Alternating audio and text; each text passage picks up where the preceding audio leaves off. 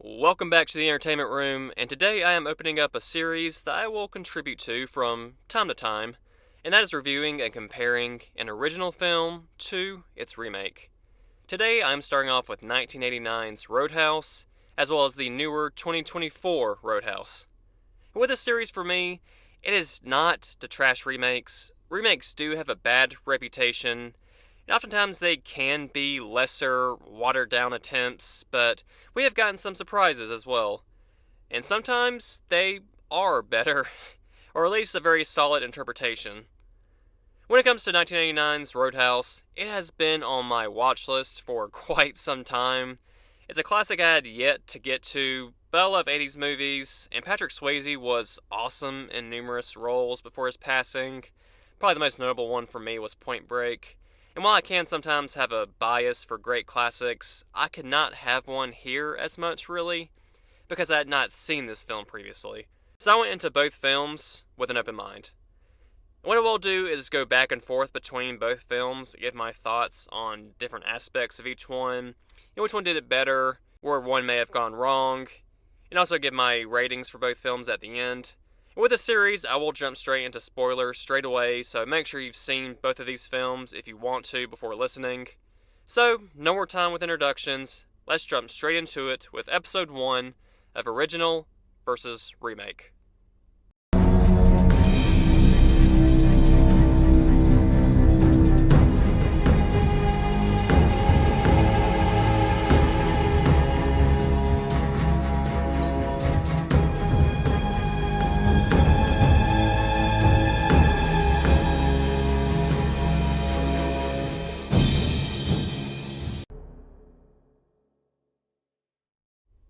So with our basic setup, both films are similar in story. Our lead character is Dalton, and Dalton is hired to be a bouncer for a seedy roadhouse bar that needs to be cleaned up. Patrick Swayze's Dalton was a bouncer prior to this new job at the Double Deuce.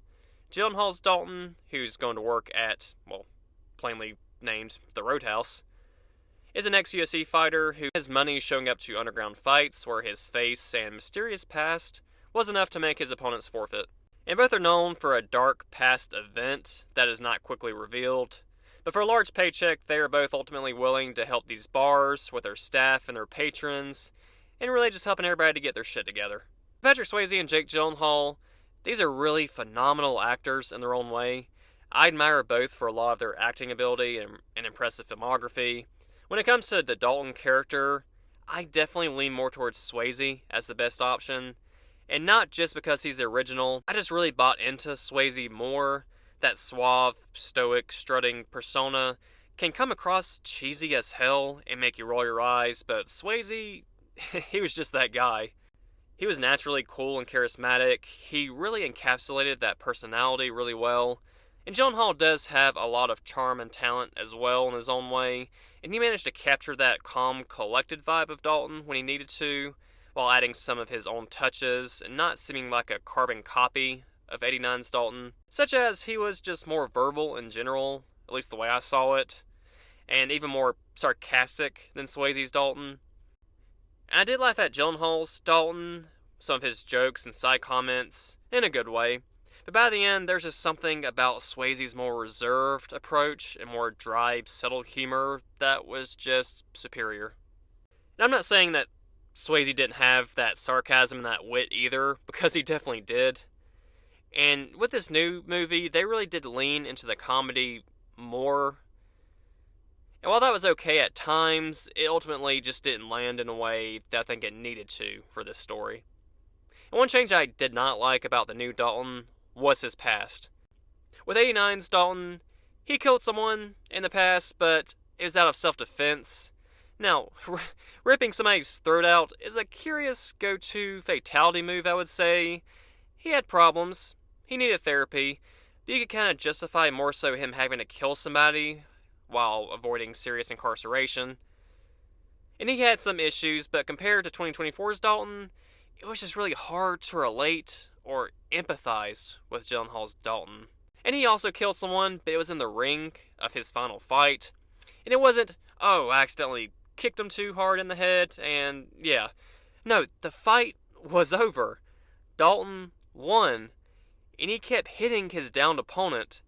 And some of the blame could be just the heat of the moment. It's a violent sport, tempers flare easily, and the ref was super slow to stop him. Like, he should have stopped him 4 punches ago at least.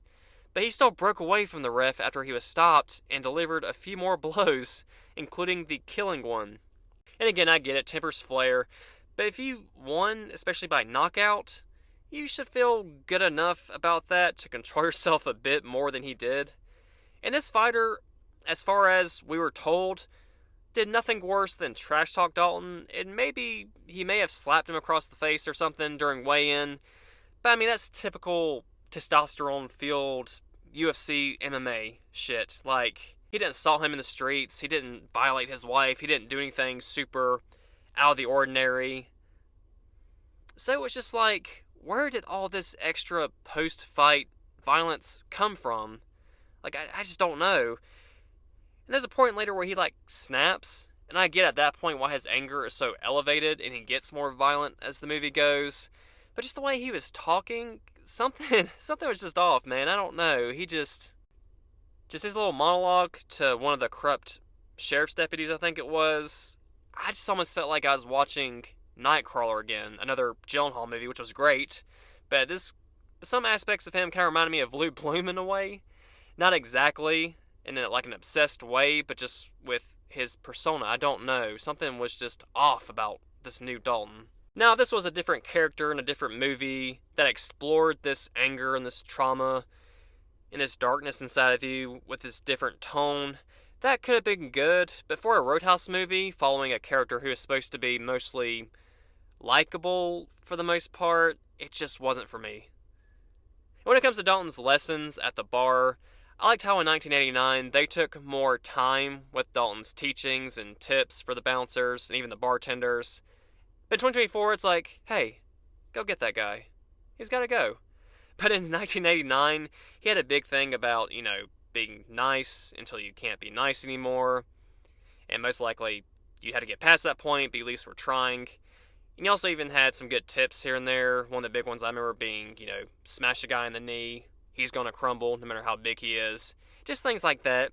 2024's Dalton hinted at things like this with how he handled some people in some situations, but I just really enjoyed those on-screen lessons that Swayze's Dalton did.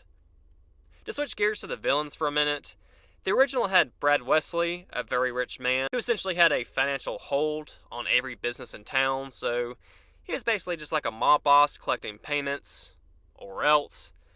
And in this new film, it's Ben Brandt, whose father is in prison, and he's the rich heir who is trying to rebuild the town to cater to only the wealthy. But he has no control over the Roadhouse bar, so he needs to get creative to try and get it out of the way so he can get started.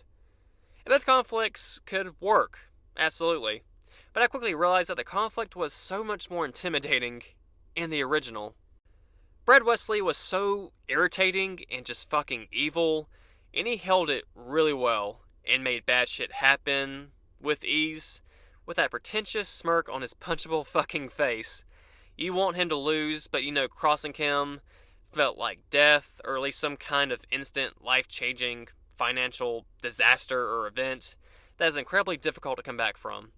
But with Ben Brandt, he felt like a reckless teenager just in charge.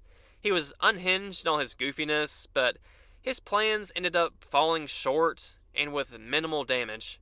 Now, it was fun sometimes to laugh at his criticisms and petty punishments of his crew, but I did not ever view him as a legitimate villain.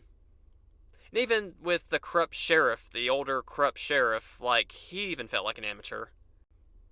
But even more interestingly, you now get to Jimmy and Knox, the tough guy bodyguard types who were good at fighting. Conor McGregor as Knox, first off, was horrendously miscast. And I did want to buy into his over-the-top character. I thought maybe it could have worked on paper. But the character's goofiness and physical ability could maybe work together really well. But for one thing, McGregor is just not a very good actor, let's be honest.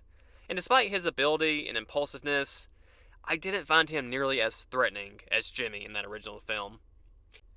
And he's a great fighter, but I found myself enjoying the first part of the film more before he showed up. With Jimmy in 1989, he was crazy, yeah, no shit, and a good fighter, but he felt more in control of all that madness. He did for Wesley's methodical command, but once he got that go ahead, he was incredibly intimidating without too many extra theatrics. And Knox's recklessness could have again worked, especially with that creepy ass smile he gives you, giving you the impression that he might want to do more than kick your ass. He was really creepy in a way, but Jimmy was so much more unsettling with this brooding, controlled, psychotic chaos that you did not want to unleash. Plus, it's extra horrifying to have a guy you're fighting grab you, pull you in real close, and let you know that he used to fuck guys like you in prison. That is fucking terrifying. Even if he did get his throat ripped out like 10 seconds later, that still made his death and his defeat that much more impactful. But yeah, I just did not take McGregor's character nearly as serious. Probably my least favorite thing about the remake was the pacing, particularly with the characterization. Roadhouse 2024 is 2 hours and 1 minute. Roadhouse 1989 is 1 hour and 54 minutes. The new movie is longer, yet somehow feels more rushed in its storytelling and building these relationships. Roadhouse 89 did such a superior job building our lead character, building some of these other side characters, the villains, the plot progression. 1989's Roadhouse made me feel just so much more than this new one. I felt more attached to people and the overall resolution. Like, I really enjoyed Emmett, the farmer who rented out space to Dalton in his barn. Red as the friendly shop owner. Sam Elliott, of course, as Wade Garrett, was highly entertaining and an effectively heartbreaking death also. And I just felt that Dalton was more likable, and I kind of understood his dilemma more, his search for redemption, the importance of standing up for these characters no matter what. And don't get me wrong, the characters in the new movie are fine. The bookshop owner and his daughter were cool. I think the daughter's name was Charlie, and her and Dalton had like kind of a cute little vibe or thing going, so that was fine.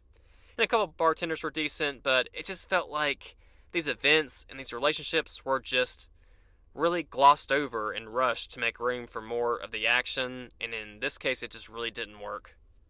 And on a similar note, with the love interest, Ellie is the doctor who patches up Dalton in this new movie, and then the original film it was Elizabeth, and the romance is fine in both films, honestly. Nothing super deep is explored, although I did feel the chemistry and the spark with the 89 film, while in the 2024 I really didn't.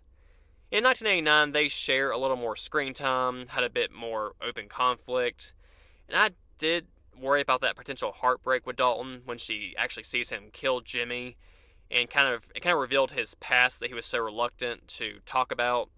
The character herself, they don't really do much to build either character individually, at least not really, and I guess in a way you don't really have to, because they're kind of just another side character in a way.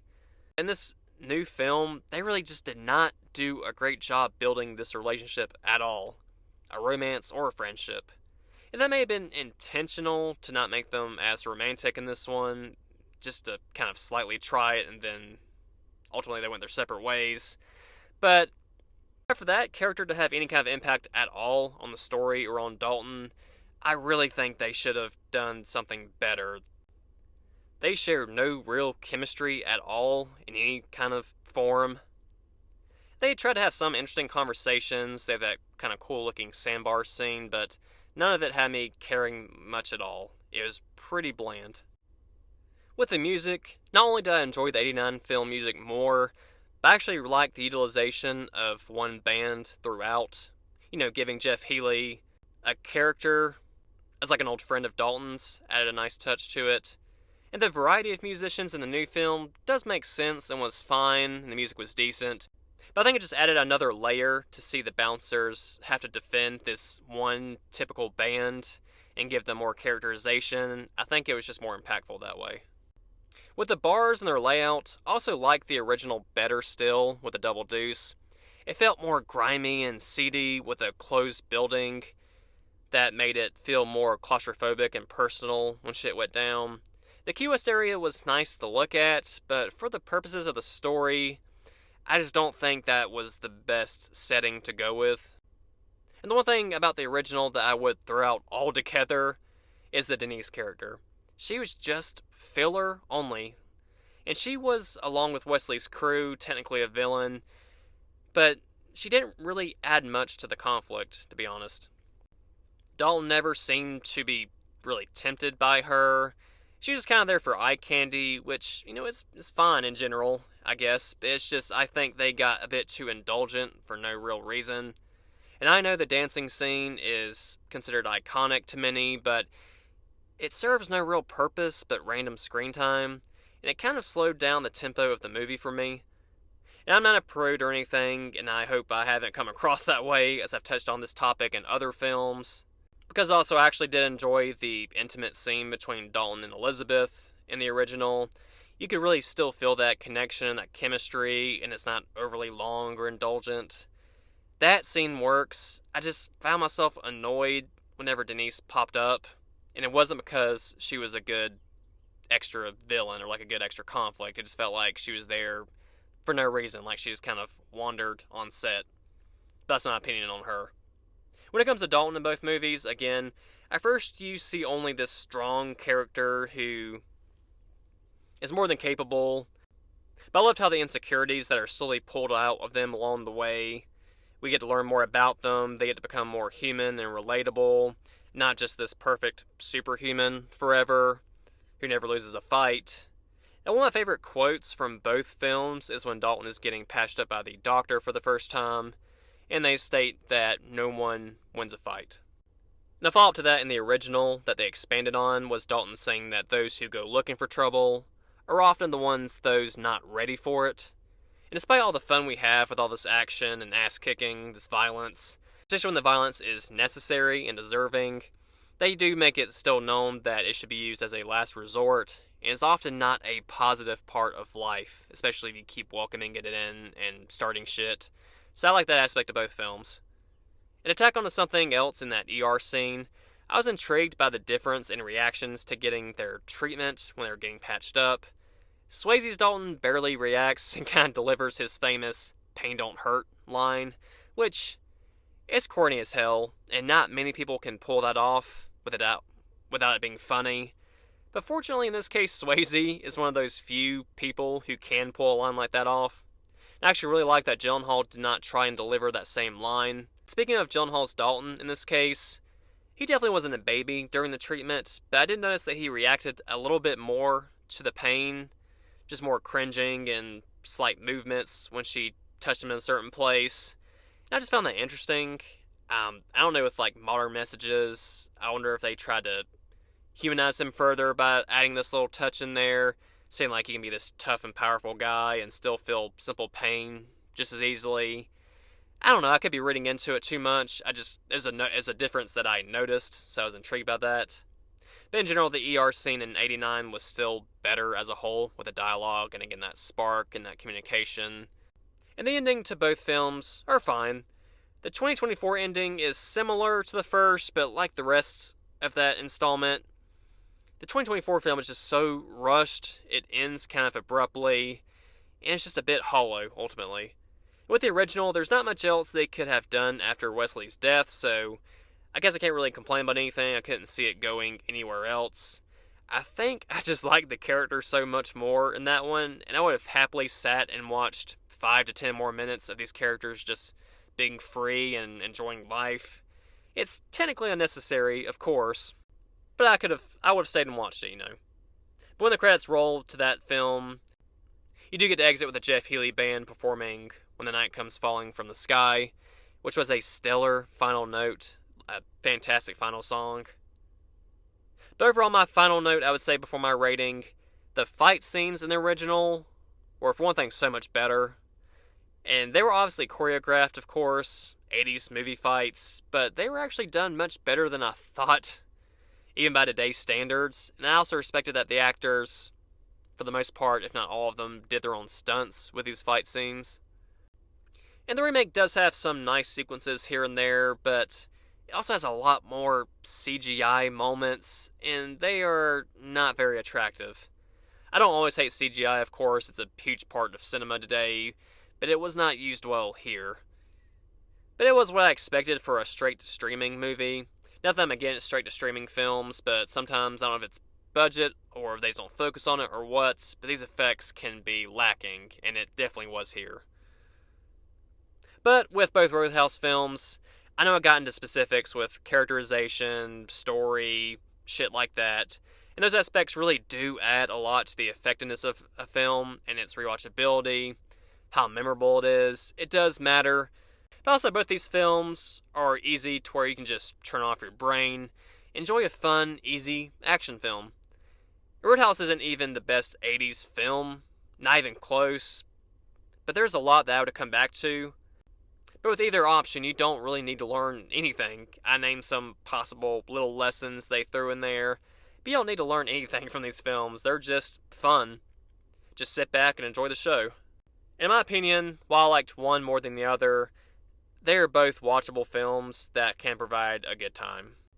And as you can probably tell, Roadhouse 89 is my preference to the two. I think I made that very obvious pretty quickly. But the thing is, I went to that original Roadhouse movie, and while I like 80s films, I really only expected mild entertainment, just like a fun movie that I could watch once or twice, here and there, and be done with it and say I watched it, but I ended up getting a lot more out of it than I expected. So for my rating, 1989's Roadhouse gets a 7.8 out of 10, and 2024's Roadhouse gets a 6 out of 10. But thanks so much to anyone listening. Let me know what you think of this new segment and of my reviews of both of these films. I cannot wait to record and release more reviews, so let me know if there's anything specific you'd like to hear next. And I'll see you next time on The Entertainment Room.